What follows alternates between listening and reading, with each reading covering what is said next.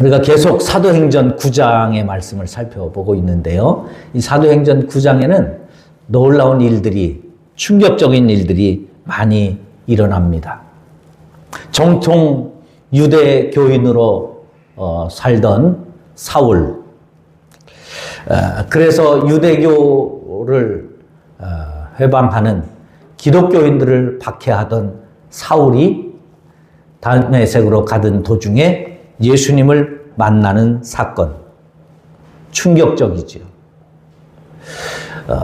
예수 믿는 자신들을 핍박하기 위하여 다메섹으로 오다가 도중에 예수님을 만났다는 소문을 듣기는 들었지만 그 사울이 얼마나 끔찍한 사람인 줄 알지만, 그러나 그가 예수님을 만났다는 그 말 한마디만 믿고 다메섹에서 그 사울을 자기 집에 들여놓고 성도로 형제로 맞아주는 집가에 사는 유다. 쉽지 않은 그런 결정을 하는 이 유다의 모습을 보면서 내가 예수 믿는다는 것 때문에 그렇게 나를 핍박하고 힘들게 하고 어렵게 하던 그 사람이 나 오늘부터 예수 믿을 거야, 그 말을 듣고 우리 집에서 살게 할 수 있을까? 쉽지 않은 이 결정을 하는 유다와 같은 성도, 그리고 그가 하나님을 만났다는 음성을 듣고 그를 찾아가서 그에게 안수해주며 그를 치유해주는 치유사역자 아나니아와 같은 성도, 이런 모습들이 충격적이지 않을 수 없습니다. 또 다메섹 교회에서 사울이 단 며칠 있으면서 내가 만난 그 예수님이 진짜 하나님의 아들이시라고 증거하고 전하는 전도자로 변하는 사건도 놀라운 일들 가운데 하나이지요. 그러는 가운데 많은 사람들이 사울의 진정성을 의심하면서 그를 믿어주지 않을 때 대부분의 사람들은 낙심하게 되고 좌절하고, 내가 이런 수모를 겪으면서도 복음을 전해야 되는가 포기하고 싶은 그 순간이지만, 사도 바울은 성경에 보면 더 힘을 얻어 핍박이 있을수록, 반대가 있을수록 낙심하지 않고 더 힘을 얻어 주의 복음을 전하는 이 사도 바울의 모습, 이런 놀라운 일들이 사도행전 9장에 계속됩니다. 그가 예루살렘 교회에 갔다가 자기를 유대교를 지키고 예수 믿는 사람들을 잡아 가두라고 파송했던 그 예루살렘에 돌아가서 그들에게, 자신을 파송했던 사람들에게 예수님을 전하는 사도 바울의 담대한 모습도 역시 우리에게 믿음의 큰 도전을 주기도 하지요. 그 가운데 하나 더 놀라운 고백이 오늘 본문에 기록되어져 있습니다. 오늘 본문을 이렇게 시작하죠. 그리하여 온 유대와 갈릴리와 사마리아 교회가 평안하여 든든히 서가고 주를 경외함과 성령의 위로로 진행하여 수가 더 많아지니라. 할렐루야. 여기 나오는 이 그리하여라고 하는 이 단어입니다. 사도행전의 놀라운 사건들 중심에 그에 못지않는 이 단어가 그리하여라는 단어예요. 이 그리하여라고 하는 단어는 사전적으로 살펴보면 앞에 있는 원인에 따라서 결과가 나올 때에 쓰이는 접속사입니다. 그러니까 앞에 무슨 일이 있어서 그 일로 말미암아 교회가 평안해졌고 교회가 든든히 서갔고 주님을 경외하고 교회가 부흥하게 되었다는 거죠. 그러면 이 앞에 있었던 사건들이 어떤 사건들이에요? 우리가 지금 보는 것처럼 사도 바울이 사울로 살아가다가 핍박하고 또 다메섹 교회에 예루살렘 교회에서 있었던 이런 사건들로 인하여 교회는 평안해졌다는 거예요. 여러분, 그런데 실제로 예루살렘 교회가, 온 유대의 교회가, 갈릴리의 교회가, 사마리아에 있는 교회가 평안해졌습니까? 아니요. 여전히 그들 교회는 핍박을 받고 있습니다. 어려움을 당하고 있습니다. 환난을 당하고 있습니다. 예수 믿는다는 것 하나만으로 그들은 박해를 당하고 있고, 조롱을 당하고 있고, 미움을 받고 있고, 핍박을 받고 있고, 심지어 생명의 위협을 당하고 있습니다. 핍박도 여전히 있고, 로마의 압제도 계속되고 있고, 복음을 전할 수 없는 그런 상황입니다. 사방의 교회를 무너뜨리려고 하는 종교 지도자들의 집요한 공격들이 계속되고 있습니다. 완전히 초긴장 상태로 신앙생활을 해야 하는 그런 시간입니다. 그런 상황입니다. 그런데 오늘 본문에서는 이렇게 기록을 하는 거예요. 그리하여 교회가 평안해졌습니다. 그것도 한 교회만이 아니라 유대와 온 갈릴리와 온 사마리아에 있는 교회가 다 평안해지게 되었다. 어떻게 이 핍박 중에, 어떻게 이 환난 중에, 어떻게 이 어려움 중에 있는 이 상황 속에서 교회가 평안을 누릴 수 있을까요? 위협에 대한 두려움, 환난에 대한 이 괴로움, 고통에 머물지 않고 평안해질 수 있었을까? 이 그리하여의 진짜 비밀이 무엇일까? 오늘 우리가 지금 살면서 예수님을 믿고 있는데 우리 사회에서 예수님을 믿고 신앙생활을 해나가기가 그리 녹록지 않고, 예수 믿는다는 것이 어디 가도 환영받지 못하고, 심지어 공격의 대상이 되고, 교회를 이상한 눈으로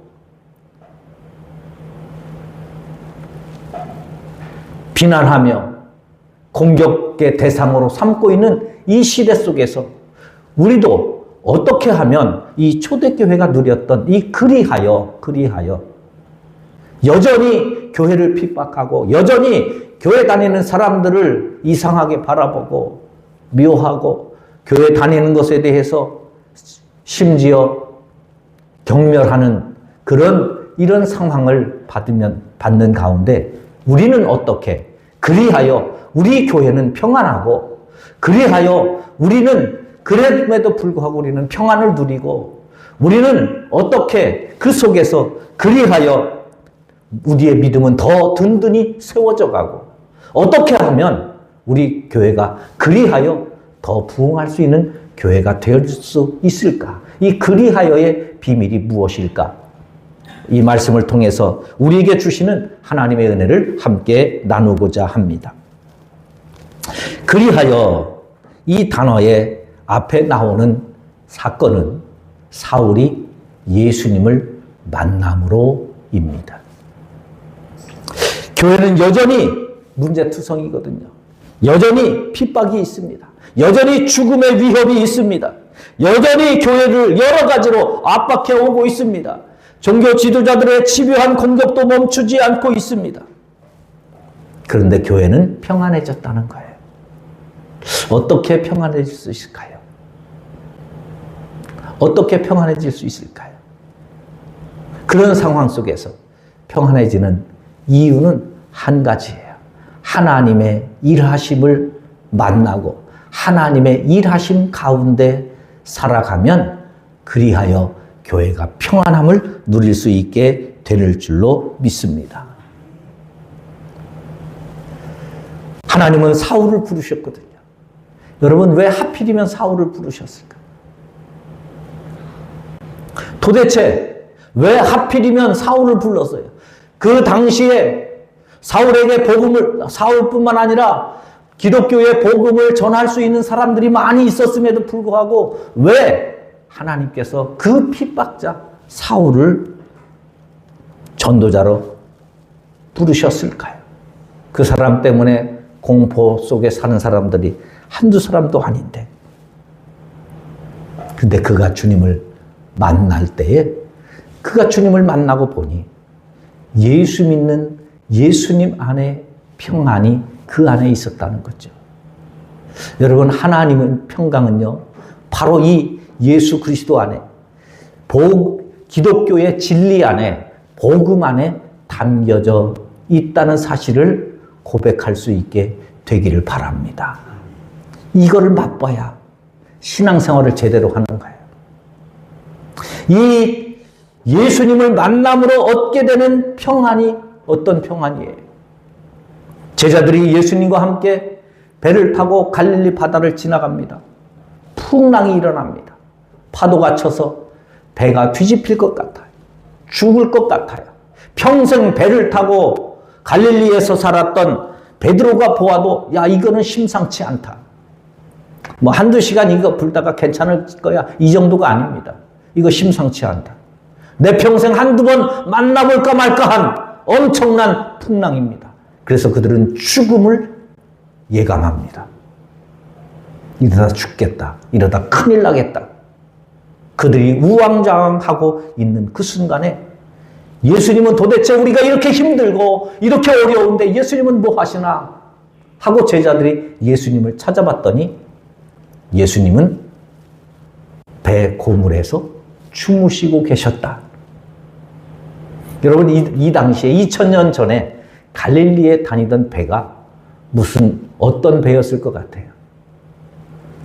요트와 같이 안에 들어가면 다 모든 시설이 완備되어 있는 그런 배 같아요? 아니면 저 대서양을 떠도는 어마어마한 유람선과 같은 배와 같겠습니까? 전혀 그렇지 않죠. 고깃배예요, 고깃배. 아무것도 없어요. 파도 치면 그냥 파도에 물이 다 쏟아져 들어오는 거고요. 조그만 파도에도 물이 철렁철렁 들이닥치고 배가 이리 저리 흔들리는 아주 작은 배였을 거예요. 그런데 그 배 안에서 주무시고 계신다. 웬만큼 피곤해서 주무시다가도요, 그 정도 파도 치면 다 깹니다. 파도 때문에도 깰 뿐만 아니라 들이치는 물 때문에도 깰 수밖에 없어요. 그런데 예수님은 주무시고 계시는 거예요. 언제까지? 제자들이 깨울 때까지. 여러분, 이게 놀라운 사건이잖아요. 어떻게 그런 상황에서 안 깰 수 있을까? 그런 상황에서 안 깨는 게 기적일 거예요. 근데 예수님은 안 깨고 주무시고 계셨다는 거예요. 도대체 예수님은 감각이 그렇게 둔하신 건가? 아니, 그 정도 되는데 어떻게 잠이 오냐고요. 저는 그게 고민이었어요. 도대체 예수님은 뭔 백장일까? 저는 배멀미 때문에 배를 못 타는데 도대체 예수님은 뭐 멀미약을 얼마나 드셨길래 그렇게 멀미도 안 하고 그런 속에서 더군다나 뭐 수면제를 얼마나 드셨길래 그렇게 주무실 수 있었을까? 제가 깨달은 하나님이 저에게 주시는 음성, 깨달음은 이거였습니다. 그게 내가 주는 평안이다. 그게 내가 주는 평안이다. 할렐루야. 그게 예수님이 주시는 평안이에요. 세상이 알 수 없는, 세상이 줄 수 없는 요한복음 14장에서 말씀하시는 평안을 너희에게 끼치노니 곧 나의 평안을 너희에게 주노라. 풍랑이 없어서 평안이 아닙니다. 파도가 없어서 평안이 아닙니다. 문제가 없어서 평안이 아니에요. 핍박이 없어서 평안이 아니에요. 환란이 없어서 평안이 아닙니다. 비바람이 몰아치고 풍랑이 일고 배가 곧 뒤집혀 다 망할 것 같은 그 순간에도 아무런 주위의 그 환경에 영향받지 않고 오히려 그 상황 속에서도 하나님께 영향을 받으면서 하나님의 말씀에 영향을 받으면서 그런 위기가 전혀 위기로 느껴지지 않고 세상 말로 하면 타격감 제로. 그게 하나님이 주시는 평안. 지금 이 온 유대의 교회, 갈릴리의 교회, 사마리아 교회가 그런 평안을 누리고 있다는 거예요. 세상 밖에서 아무리 교회를 핍박하고 아무리를 박해하도 교회 와서 예배를 드리면서 지난주에 집사님 집 괜찮았어. 아이고 어떻게 여기까지 왔어. 반대하는 사람 없었어. 핍박하는 사람 없었어. 아이고 와가지고 핍박받는 얘기로 가득 찬 게 아니라 와서 예배를 드리는데 그런 핍박이 전혀 없는 것처럼, 그런 환난이 전혀 없는 것처럼 타격제로 오직 나는 하나님께만 영향을 받는 사람, 그런 환난 가운데 내가 고난을 당해도, 그런 환난 때문에 내가 억울함을 당해도 하나님은 나의 억울함을 능히 이길 수 있도록 지켜주시는 그런 믿음이 있기에 그리하여 교회가 평안함을 누리는 것이죠. 다윗 보세요. 다윗은 어떻게 보면 참 철없고요. 어떻게 보면 참 이 생각이 있는 건가 싶은 그런 모습들이 참 많아요. 아버지가 형들에게 전쟁터에 면회를 보내잖아요. 형들 면회하고 형들 잘 있나? 전쟁 중에 그래도 살아 있는가? 가서 보고 오라고 심부름을 갖고 떠나왔어요. 군대 갔더니 상황이 어떻게 됐어요? 블레셋과 전쟁을 치르고 있는데 적군에서 골리앗이 나와서 호령하는데 우리나라 군대들은 다 쫄아가지고 다 숨어 있는 거예요. 여러분 그 상황이 다윗이 나설 상황이에요? 다윗은 전혀 나설 상황이 아니에요. 다윗은 군인도 아니고 그리고 나설 수도 없는 그런 처지입니다. 나이도 어리고 군인도 아닐 뿐만 아니라 나설 수 있는 상황도 아니에요. 그런데 이 푼수팅이가 나서는 거예요. 이 푼수팅이가 나서서 골리앗하고 싸우겠다는 거예요. 형들이 보니까 미친놈이지. 야, 너 예수 믿어도 적당히 믿어. 교회 다녀도 적당히 다녀. 그게 뭐예요? 나설 때 안 나설 때 모르고 이 푼수팅. 그런데요, 다윗은 그때 나서는 거예요. 왜요? 주를 위하여. 하나님이 욕먹는 거 두고 볼 수 없는 거예요. 참을 수 없는 거예요. 내가 모욕당하는 건 견딜 수 있어요. 하나님을 모욕하는 저 골리앗 참을 수 없는 의로움이, 여러분 그 믿음이요 골리앗 앞에서도 두려움을 없게 만듭니다. 골리앗 앞에 두려움이 있었으면 나섰겠어요? 못 나서는 거예요. 그게 다윗의 믿음이에요. 하나님이 나와 함께 하시면 이거 골리앗을 싸워 대적하는 거예요. 이기는 거예요. 여러분들이 살면서 때로는 시련을 당하고 환난을 당하고 어려움을 당할 수 있어요. 외부의 핍박이 올 수도 있어요. 답답함이, 문제들이 우리를 옥죄어 올 수도 있어요. 그럴 때에 오늘의 이 말씀이 여러분들의 기억 속에 심어져서 온 유대 교회가 위기를 당하고 핍박이 다가올 때 그들은 그리하여 예수님을 만났던 그 믿음이 그리하여, 그래, 예수님이 나를 사랑하시는데, 예수님이 나와 함께 하시는데, 예수님이 나를 지키시는데, 이 가운데 위기 속에 벌벌 떠는 것이 아니라, 두려워하는 것이 아니라 그 믿음 앞에 초연한 하나님이 주시는 평안을 누릴 수 있게 되시기를 주님의 이름으로 축원합니다. 시편 46편 1절입니다. 하나님은 우리의 피난처시요 힘이시니 환난 중에 만날 큰 도움이시라.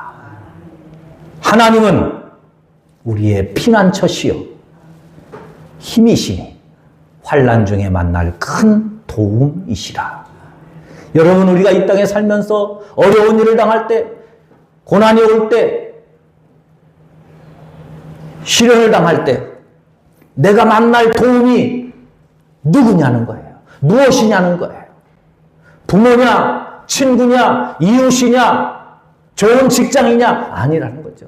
하나님이 큰 도움이 되심을 고백할 수 있게 되시기를 주님의 이름으로 축원합니다. 나에게는 하나님이 큰 도움이십니다. 나에게는 하나님이 피난처이십니다. 피난처이십니다. 우리가 하나님을 피난처로 삼고 믿음으로 고백하며 하나님 앞에 나오지만, 여러분, 하나님의 피난처가 되지 못해서 우리가 힘들어하고 고통스러울 때가 얼마나 많아요. 기도가 응답되지 않아서, 하나님 앞에 기도하는데 문제가 해결되지 않아서, 하나님 앞에 나오는데 여전히 우리는 고통 가운데 있어서 낙심되고 좌절될 때가 얼마나 많아요. 그러나 하나님을 진짜로 믿고 예수 그리스도를 온전히 만난 사람은 그 여전히 문제 가운데 있어도, 여전히 그 기도가 응답되지 않는 상황 속에 있어도 그 안에서 예수님 때문에, 하나님 때문에 평안을 누릴 수 있게 되는 줄로 믿습니다. 이게 하나님 큰 도움. 요한복음 14장 아까 말씀드린 것처럼 27절. 평안을 너희에게 끼친다. 나의 평안을 끼친다. 예수님의 평안이 우리에게 영향력을 끼칠 수 있게 되시기를 축원합니다. 환난이 영향을 끼치는 게 아니라, 문제가 영향을 끼치는 게 아니라, 예수님이 영향을 끼치고 말씀이 영향을 끼치고 예수님의 평안이 우리에게 영향을 끼칠 수 있게 되는 것이죠. 두 번째로, 그리하여는요, 당연한 일을 당연하게 하는 거예요. 그럴 때 평안이 오는 겁니다. 할렐루야. 교회가 평안할 뿐만 아니라 주를 경외함과 그랬어요. 주를 경외했다. 그 핍박이 있는데, 그 환난이 있는데 주님을 경외했다. 경외라는 게 뭐예요? 경외라는 말은 두려워한다는 거거든요. 무서움이 아니라 제식으로 표현하면 이렇습니다. 조심스러워하는 거예요. 하나님이 조심스러운 거예요. 할렐루야. 하나님 앞에 조심스러우니까 예배를 드려도 경외함이 있는 거예요. 조심스러움이 있는 거예요. 하나님을 함부로 여기지 않습니다. 그 앞에 조심스러운 거예요. 하나님 이름 부르는 거, 망령되이 일컬지 않는 거, 그게 조심스러워하는 거예요. 그게 경외하는 거죠. 하나님을 하나님으로 인정하는 것입니다. 지금 이 예루살렘 유대교회, 갈릴리교회, 사마리아 교회, 이들이 평안하게 되기까지 어떤 일이 있었어요? 아까 제가 서론에서 말씀드렸다시피 직가에 사는 유다라는 사람은 사울이 예수님을 만났다는 소문을 듣고 자기 집에 들여서 거하게 하는 거예요. 언제 그 사람이 돌변해서 우리 가족을 다 잡아갈지 모르잖아요. 예수 믿는 사람들 잡아가려고 다메섹으로 온 거거든요. 그러면 우리 가족을 언제 잡아갈지 모르는 원수인데, 그러나 그가 하나님을 경외하기에 예수를 만난 그를 우리 집에 드리는 거예요.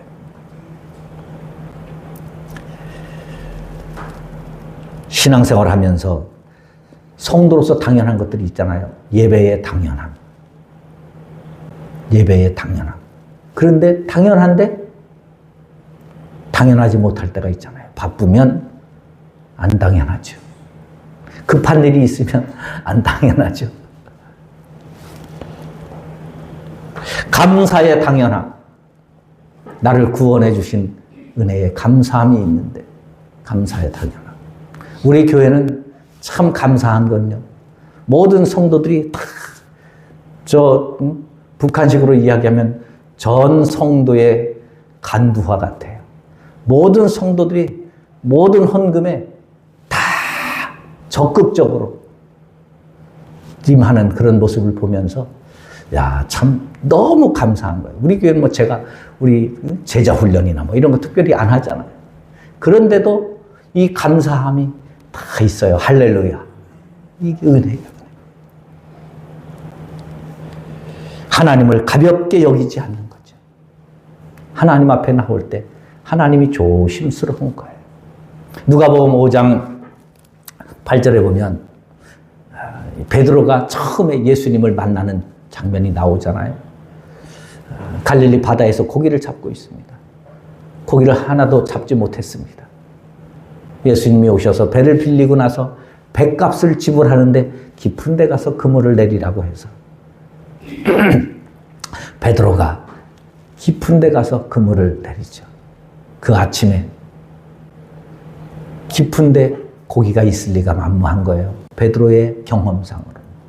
그런데 베드로는 그 말씀에 순종해서 깊은 데 가서 그물을 내렸더니 고기가 많이 잡아서 베드로의 배뿐만 아니라 야고보와 요한의 배까지 두 배가 가득하게 될 만큼 만선의 축복을 받고 나서 베드로가 예수님 앞에 돌아와서 하는 고백이 뭐예요? 나를 떠나서서 나는 죄인입니다. 여러분, 베드로는요, 예수님을 만난 것이 축복이에요. 할렐루야. 예수님, 바쁘실 테니까 다른 거 말고, 저 같으면 다른 거 말고 오늘 하루만 저랑 같이 있어 주실래요? 이거 잠깐 배 다 고기 다 내리고 또 어디로 갈까요? 어디로 갈까요? 동쪽으로 갈까요? 서쪽으로 갈까요? 아니, 하루라도 부족하면 5번만 가르쳐 주세요. 여러분, 배의 만선을 하루에 한 번만 만선해도 이게 쉽지 않은데 몇 번만 가르쳐 달라고 하고 싶은 욕심이 마음이 왜 없겠어요? 베드로는 그렇잖아요. 고기 잡는 사람이 여러분 말 한마디에 만선을 했는데 그 예수님을 보내고 싶겠어요? 그 예수님 떠나고 싶겠어요? 그런데 그는 예수님 나를 떠나서서 나는 죄인입니다. 이 고백을 하는 거예요. 이 고백이 무슨 고백이겠어요? 나는 당신의 말 속에조차 함께 있을 수 없는 사람입니다. 나와 다른 분임을 깨달은 거예요. 그래서 그분을 경외했기에 고백하는 거예요. 경외했기에. 나를 떠나소서. 초대교회는 문제들 속에 휩싸여 있습니다. 어려움이 있습니다. 힘듦이, 고통스러움이, 죽음이 그 앞에 있습니다. 그런데요, 그들은 죽음이 두려운 것이 아니라, 문제가 두려운 것이 아니라, 환경이 두려운 것이 아니라 주님이 조심스러운 거예요. 그 순간에 주님이 원망스러운 게 아니라, 주님이 불평스러운 게 아니라, 주님이 답답한 것이 아니라 주님이 경외스러운 거예요. 이 위기 속에서도 나와 함께 하시는 하나님, 이 어려움 속에서 나를 지키시는 하나님, 그 주님 앞에 떨림이 있었어요. 떨림이. 그게 주를 경외함이 있었다는 거예요. 그리하여 교회가 부흥하는 것이죠. 사랑하는 성도 여러분, 초대교회 참 어려웠습니다. 정말 힘들었습니다. 아니, 힘든 게 아니에요. 어려운 것으로 표현이 안 됩니다. 고통스러운 거예요. 아니, 고통스러운 것으로 끝나지 않아요. 죽음이 눈앞에 있는 풍전등화의 위기입니다. 그런데 그 교회는 평안했다는 거예요. 평안했다는 거예요. 믿음이 더 든든하게 세워졌다는 겁니다. 흔들리지 않고. 성령의 위로를 받고 교회가 더 부흥했다는 거예요. 도대체 무엇 때문에? 무엇 때문에? 그들이 만난 예수님 때문에. 그 예수님이 주시는 평안 때문에 이길 수 있었다는 거죠. 여러분, 지금 우리의 삶이 얼마나 힘드십니까? 얼마나 어렵습니까? 우리 교회도 어렵잖아요. 이 건물을 주시고 나서 우리가 이 건물을 통해서 선교에 대한 비전을 가지고 나가고 있는데 아직도 선교하는 데는 작고 그저 빚 갚는 데는 이제 있지만 그래도 우리 빚은 다른 분들이 갚아주니까, 다른 상가에서 다 갚아주니까 감사하죠. 그러나 우리가 만난 그 예수님 때문에 우리의 이 어려움을, 우리의 이 시련을, 이 고통 속에서도 우리의 믿음이 흔들리지 않고 견고하게, 든든하게 세워지고, 문제들이 많이 있지만 그래도 나는 예수님 믿기에 예수님이 주시는 평안이, 그 풍랑 속에서도 잠을 주무셨던 예수님과 같은 그 평안이 저와 여러분들의 마음에, 신앙에 크게 영향력을 끼쳐서 우리 성도들도 고백할 때 사람들이 아우 힘들지, 아이고 어려워서 어떻게 해요? 말할 때 나는 예수님을 믿어서 그리하여 나는 평안해요. 나는 예수 믿는 사람입니다. 그리하여 견딜만 합니다. 나는 예수 믿는 사람이요. 그리하여 내 믿음 흔들리지 않아요. 잘 살고 있습니다. 믿음으로 고백할 수 있는 우리 모든 성도들이 다 되시기를 주님의 이름으로 축원합니다.